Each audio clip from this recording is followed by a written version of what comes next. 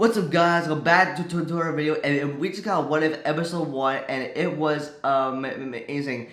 We got a different version of Captain America, which was Peggy Carter, who became Captain Carter in this episode, which this episode was literally labeled What If Captain Carter was the first Avenger, and when in this episode, it was completely unexpected, and with the multiverse now open, and now anything is possible in the What If series, and I personally enjoyed Captain Carter in this series, and Steve Rogers as the new Iron Man as well. So this will be my full breakdown for What If episode 1, and if you have not seen episode 1, you should probably click away now, but if you're all here, well, let's get into it.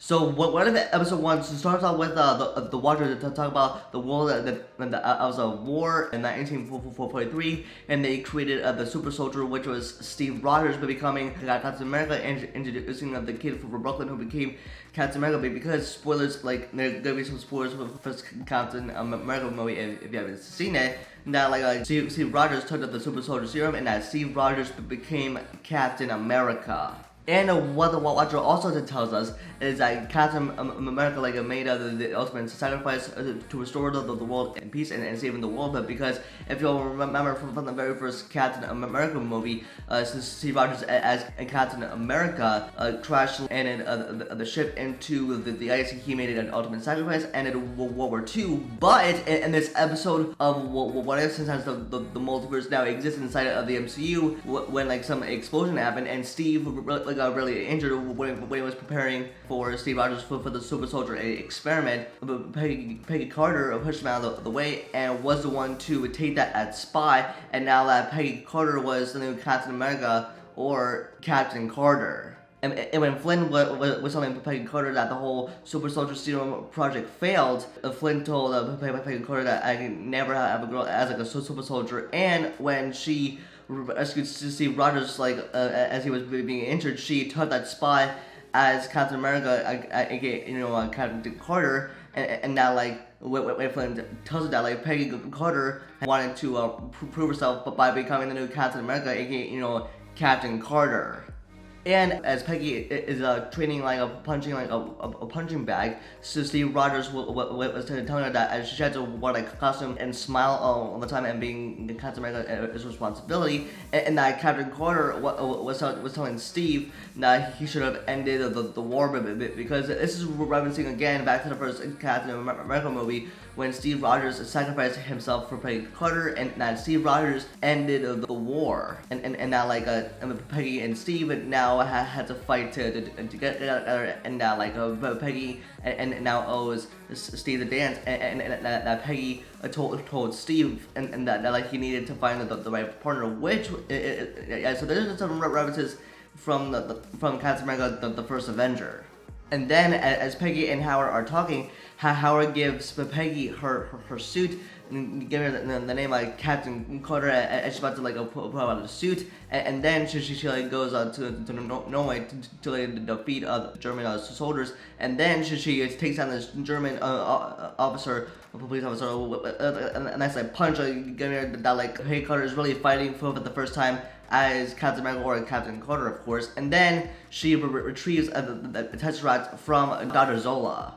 And then we see Steve and Peggy, and they're discussing how they're gonna break Bucky out of prison, because Bucky was taken prison by Hydra. Because from the first Captain America movie, Steve alone himself as Captain America went and broke Bucky out of the Hydra prison where the soldiers are at. So Steve is discussing a plan to break Bucky out of prison, as he was taken prisoner by Hydra. And they also discuss a plan on how they're gonna take down Hydra as well.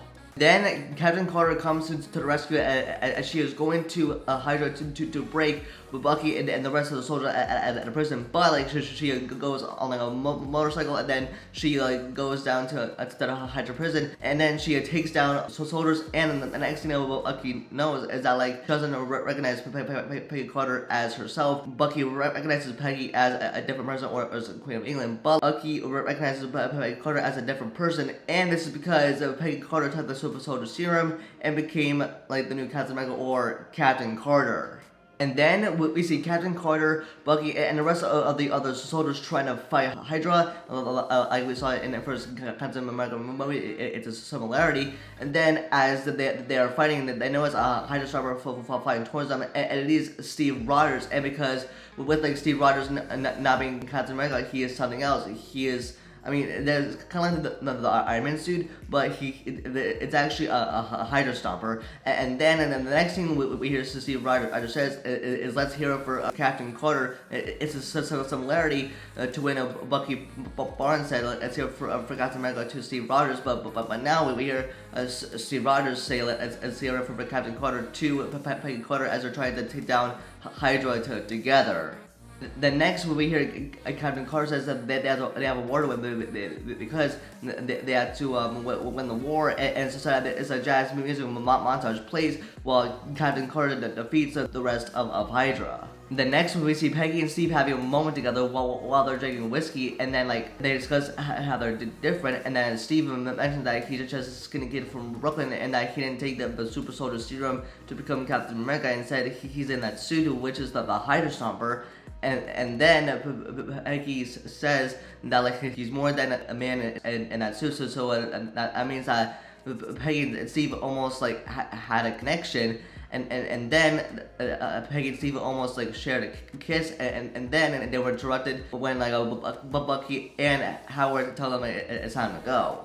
And with Peggy telling Steve that he's more than a man in a suit, like they were almost like in love. And in fact, like he tells Steve that he's more than a man in a suit, so it's more than a man in a suit. And they had a connection where they almost like fell in love. And then next we see is Captain Carter and Bucky and the rest of the other soldiers are planning to go on the train. Like this is like the exact same scene, but altered differently as in the first Captain America movie when they were going to go on that train. But the train scene, like Bucky died, but it was different as they were going on that train to defeat Red Skull. Bucky almost fell, but like Captain Carter brought him up. Then like so when the train blew up as Steve Rogers was going to go to defeat Red Skull, like the train blew up. So and that's the scene they're like Bucky never died from that train scene, and only crashed down to the ground. And within that train scene, Bucky didn't die like while he was on the train when the train blew up. And if it's happened, Bucky would have still been alive like in the MCU. But like with like Bucky like never died like on that train scene like in this episode. Like I mean Bucky survived, and like Captain Carter was also alive as well. And next, Peggy says that they lost Steve, and it's because like a Steve was in the Hydra Stomper suit, and that he went down with the train as it blew up. So Bucky and Captain Carter, the rest of the other soldiers survived, but like Steve didn't, as he went down with the train in the Hydra Stomper suit. And then Peggy says that they're going to defeat and stop Hydra, and that Bucky and the rest of the soldiers said that they're going to do it for Steve, and with Bucky going with like Captain Carter to defeat and stop Hydra, with like Bucky like never die like from that train, like he like survived, and now he's going with like Captain Carter to defeat Hydra. And now with this ending, as Peggy and Howard are about to go into the lab in Hydra, we see that there is like a tentacle monster and with a Red Skull in the lab, and with this tentacle monster, it is called Shumagorath. And what Shumagorath does in the Marvel Comics is that Shumagorath is like a force of chaos, and it is immortal. So it can do like many things like levitation, teleportation, and shape shifting, and much more. And there are rumors about like Shumagorath that could appear in like Multiverse of Madness. So they're probably setting up Shumagorath to be like a villain, or that like with the Shumagorath, like he's like a tentacle monster that I could do like many things, since he's the force of chaos and capable of immortality. And with Bucky, like waking up Steve, like Steve is also telling him that he needs to get into the suit of the Hydra Stomper so that they get to defeat the Shumagorth, and with Bucky fighting with like Steve for the first time. This could have been like different in Captain America the first Avenger, as like Captain America defeated Hydra or Red Skull, by himself, but instead, like in this episode of What If, like Bucky and Steve defeat a tentacle monster named Shumagorth together, so that like Bucky and Steve are fighting together. And right before Peggy was about to be eaten and killed by the Shumagorth, she can see that Steve is alive and in a Hydra Stomper suit when Howard thought it was not indestructible. When Howard thought it was indestructible, but now it was indestructible. So now Captain Carter and Steve are now fighting together to take down the Shumagorth. And then the craziest thing happens when Steve is going to back in to defeat the Shumagorth, as Steve and Peggy are fighting to defeat the Shumagorth. Like Peggy decides to like push it to hell, and like Peggy decides to kill it when Howard says that they can't keep it open and they can't close it. And within this, Peggy decides to sacrifice herself for Steve, and sacrifice herself instead of Steve. And with this could have been altered differently, but because in the first Captain America movie, when Steve was like crashing the jet into the ice, Steve sacrificed himself for Peggy. But in this episode of What If, Peggy sacrificed herself instead of Steve, so that like Peggy and Steve could live like a life together. And then after that, Steve realizes that Peggy sacrificed herself instead of Steve, and that makes Steve like really like sad, because he just lost the love of his life, so that he gets down on his knees and it becomes really sad, and he sees the Tesseract there, and then like a portal opens like from the Tesseract. Like this is like from the beginning of the very first Avengers film. So instead of Loki arriving on Earth, we see Captain Carter arriving on Earth after she defeats the Shumagorth, and ends up 70 years later. Then Captain Carter arrives at the research facility, where like at the very first Avengers film that like Loki was supposed to arrive on Earth originally, but now with like Captain Carter arriving on Earth now, defeating Shumagorth, like she ends up in the research facility 7 years later, and she spots Nick Fury and Hawkeye, and that like Nick Fury said to Captain Carter that the war ended 70 years ago. So that means that Captain Carter sacrificed herself instead of Steve, and ended up in the present day 7 years later in the very first of Avengers film, which means like Peggy and Steve would have lived a life together, and that Loki would have never come to Earth and like started a war against New York. And yeah, guys, with episode 1 of What If kind of feeling like overwhelming, but it was definitely amazing. Introduced us to some of these like new alternated characters that would have affected the MCU differently, with like Captain Carter from the Marvel Comics now being introduced in the Marvel Cinematic Universe in MCU in first in animation show What If.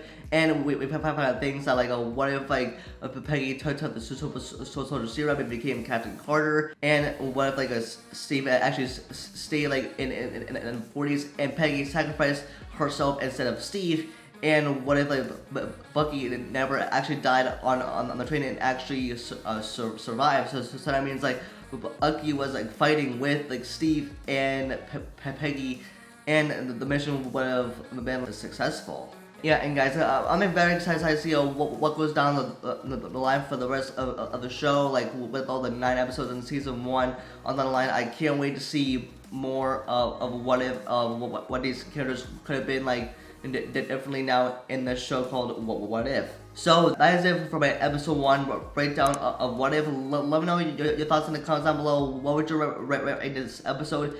Give me a number between 1 out of 10. Let me know your thoughts in the comments down below. What you thought of episode 1 of What If. Don't forget to give this video a like and subscribe, and turn on the notification bell for future videos. And you can follow me on Instagram and Twitter for live updates. And with that, I'll see you guys in the next video. Peace.